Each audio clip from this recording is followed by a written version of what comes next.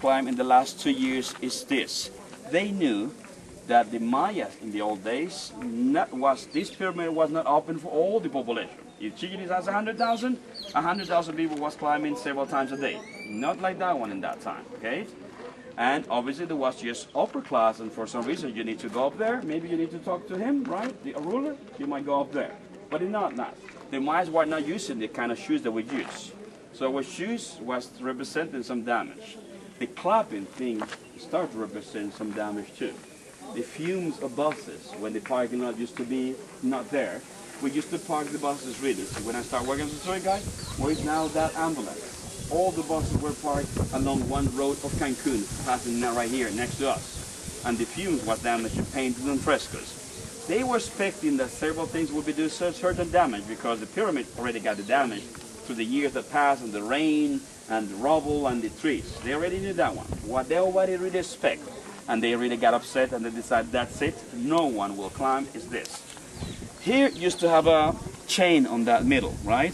And with tour guide we used to recommend you guys hold the chain on your way down because that would be safe, right? You put the chain right between your legs and you will be fine. People was doing what the tour guides recommend. Obviously the tour guides we were doing with one reason, you guys be safe, right? But we never really knew. Then we realized that by recommending using the chain was making that huge dent on the stairway. They expect that one, that was fine, right? They start noticing, later on they changed for a rope, less heavy, right? But what nobody really expect was this. You come from different countries. You'll have different kind of education. I'm not talking about college. I'm talking about education that they provide to you at home, okay? They noticed that every day more than 50. Inside that door, the walls has original plaster or stucco that the rain hasn't damaged that much because remember it was all crumbled, right? So they have original color, original stucco. And they noticed that almost more than 50 every day they left new hearts, new names, new places, graffiti with a pen, key of a room, because today you guys use some kind of like a card. But 10 years ago, 5 years ago, they used to provide a key, right? Everybody was hanging their keys on their neck and stuff like that one. So using that one, they were scratching the original plastic. I mean, who did that one, right? But they were doing, tourists was doing that one, obviously, right? So they decided one day that's it. And for that reasons, they don't let us climb. Obviously, they will not let us approach and touch. And obviously, when you don't climb, you cannot use a flash because they also noticed that the flash is supposed to be doing some damage. They thought that one too. So the years that remind some places is still available, and they put signs, no flash. People was not using flash, okay? But they realized one day that the flash never did any damage. The damage was done since they allowed the first people to go inside, because the breathing is what does the damage to these painting walls, right? No, what you breathe in is what you breathe out, right? And that's what damage, okay?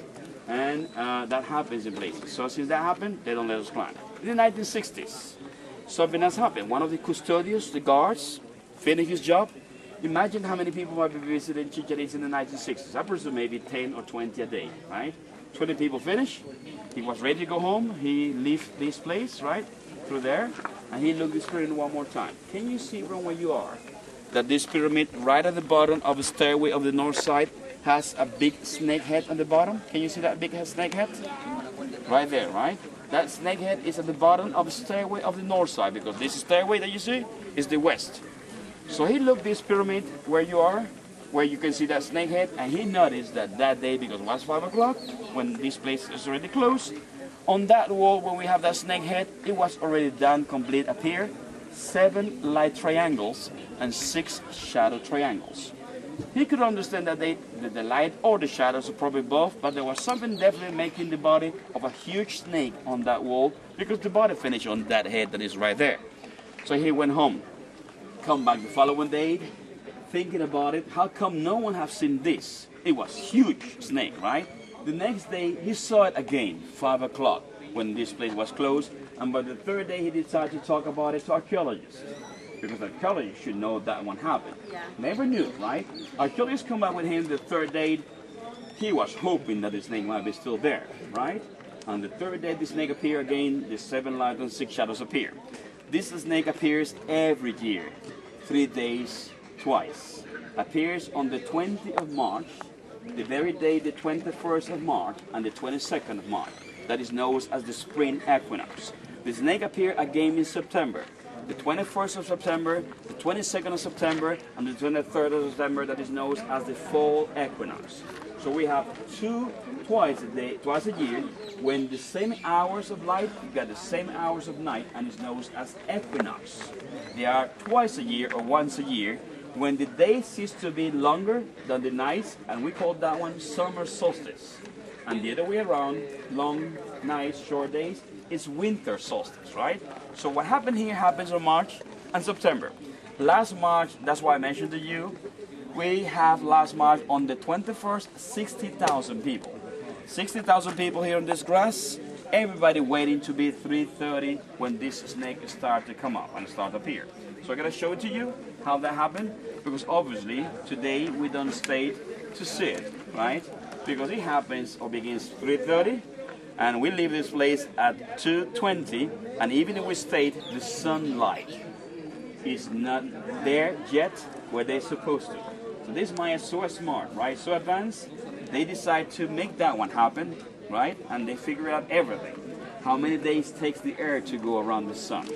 And the Mayan astronomers study that it takes 365.2422. That precise. The Mayan astronomers too, that she is new, I'm gonna be teaching her astronomy, so she's gonna be helping me tonight. She's gonna be holding one stick with something like this, right? And I'm gonna be somewhere far away from her with another stick with something like this. By the two sticks line up, and she's gonna be holding that stick, what I'm actually aiming with mine is to see one star that I can see shining right now a lot, right behind her, right? I make her mark when that stick was lined up that star, and tomorrow night we do the same. But tomorrow night I'm gonna mention to her, just move a little bit to your left. She moves a little to the left, and we march. We have studied the same star for 584 nights, because the star that we're looking at is called Venus. So we understand that Venus is 584 days or nights. That's the cycle of Venus. When we know all that one, this is what we applied to know more, right? Because there are events I'm going to mention to you that happens on 2012, and you have to do a little bit with this, okay? The pyramid was perfectly lined up. The sunrise and sunset, because 3 days of March, 3 days of September, the sunrise and sunset happens in the same place, doesn't move 1 inch. So the pyramid will need this. It has a certain architecture that has 4 bodies, right? 4 stairways, each stairway 91 steps. 91 times 4 make 364, plus the last step on the top. When you reach the top, that is 1 step, 365 steps. 365 day calendar, right? But how many months has a Mayan calendar? Because it doesn't have 12. Right? Because the Mayan calendar doesn't have 30 days and 31 days and 28 days, and every 4 years we need to add 1 more day that we call leap year. Not the Mayas, right? The Mayas work kind of like more easy. The Mayas have a calendar that has 18 months, 9 Thursdays, and 9 Thursdays plus the levels. 18 months of 20 days each. You multiply 20 times 18, that gives you 360, plus 1 month with 5, 365 days. When you get all that one, and the pyramid that you have built that is perfectly aiming sunsets and sunsets, the pyramid will need 17-degree deviation, what we call today magnetic north, or astronomical north. 17, not 16, not 18, because if you make that mistake of 1 degree, the pyramid will not aim in perfect sunrise and sunset. When it's all done, the sunset happens 3:30, the sunlight hits at 3:30, the first 2 of those 9 Thursdays when we have the snake head right at the bottom, and at that moment 1 light triangle appears. First light triangle is what I'm going to be pointing you with my finger. Complete, right? Hold that one for me. The first triangle light pointing with my finger. That is done, is there by 3:30. Around 3:45, sunlight hits the second and the third corner, a second light triangle. What I'm pointing you right now appears by 3:45. And I carry on talking 3:30, 3:45, 4 o'clock, 4:15, 4:30. Little by little, all the 7 light triangles appear, and 6 shadows are complete and appears too. One more time, when you see this picture, the shadow is what makes the bottom of the snake, because the shadow finished on this head that is at the bottom.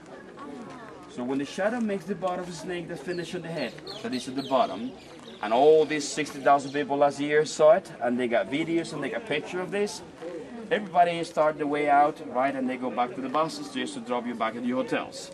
But before all everybody is moving out, there were at least 10,000 people last March on the 21st that they got their hands up They have their eyes closed and they just still there for just a few seconds. When everybody was with their hands down and they have seen the snake, everybody end up clapping, the show is over, and that's when they start the way out, right? When that is happening here, it's really unbelievable. It's growing and growing more and more. The same day on the 21st last year, in Teotihuacan, Mexico, outside of Mexico City, was 250,000 doing the same. In Civichaltun, near to where I come from, it was 20,000 people. In Tulum, another thousands of people. So in all these places of Mexico, now people start to come from all over countries, all kinds of religions. They have their hands up, and they finish this kind of like a show, and they go back home, right? And you talk to some people that are traveling with me, right? So how was it? Great. And I saw you doing the hands. So how are you feeling? Great. But what is this feeling that you says to describe like great? She says to me, energy. So people start to believe this about energy, come in these places to do it. There might be something with that, real, right? Why they come. Because this happens in a lot of places. So let me show you one more place, not here. It's somewhere else, right? You have to be careful with that one. That this is sunrise. Because you can see sunset things or sunrise. Sunrise in March, this March coming, and September, same days. The sunrise happens aiming the main door of this building on this picture. Wow. Sunrise, right? But there's a sunrise on June. And June is summer solstice. When the sunrise happens in June, same building, aims one window. When the sunrise happens on December, on that building, it aims the other window. Because the windows, the doors, the pyramids were facing perfectly sunrise and sunset of the equal day and the solstice of the year. What all that means is that these Mayan people, the elite class of astronomers, they knew all these things too for some reasons. They need to know when that happened, right? Where they got that information from? I can explain you where. Remember Kukulcano Quetzalcoatl? Feather serpent, right? The way I explain that one to you guys is like this. Feather serpent for me, for you, it represents like this. How you call this? Cross. So for me, the feather serpent means a cross. How you call when the cross has an image? Crucifix, right? So for me, the crucifix is a human being, okay? So obviously, when the Mayans represent Quetzalcoatl like a feather serpent, here in Chichen Itza has to be crucifix everywhere. And crucifix means human beings, right? Human means carved. But not all of them like that one, because the human being that is different than everyone else is the Kukulcano Quetzalcoatl. He was among these people. He brought knowledge, information, and one day he just took off, promising I'll be back, right? Like Arnold Schwarzenegger. People mentioned that they saw him living on the coast, so they were expecting him arriving from the coast. People said that he left in a boat, so people will be expecting he will arrive in a boat. In the year 1519, along the coast of the Gulf of Mexico, one person leading many boats arrived. The guy was Hernan Cortez. People thought that Hernan Cortez was Quetzalcoatl, okay? Maybe you might know, you have your own information, you have been reading or whatever, right? But I have a question for you.